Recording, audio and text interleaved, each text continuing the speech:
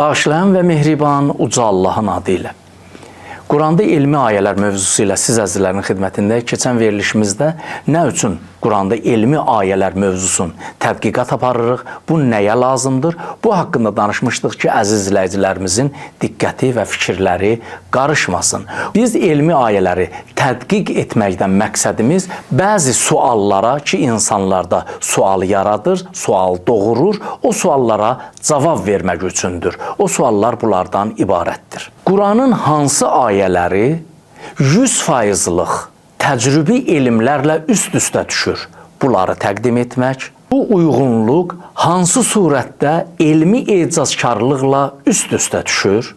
Hansı məsələlər Qur'an-ı Kərimin həqiqi mənası ilə uyğun gəlmir? Qur'an-ı Kərimin həqiqi mənası insanların hidayəti üçün gəlməsidir ki, təbii ki, elə elmi məsələləri gətirib Qur'ana aid edirlər ki, onların Qur'anla yaxından, uzaqdan əlaqəsi yoxdur. Bəzi ayələrdə nailiyyətlər vardır ki, o nailiyyətlər təcrübi nailiyyətlərlə ziddiyyət təşkil edir və təbii ki, elmi ayələri təqdim etməkdə məqsədimiz budur ki, həmən ziddiyyətləri siz əzizlərə təqdim etmiş olaq.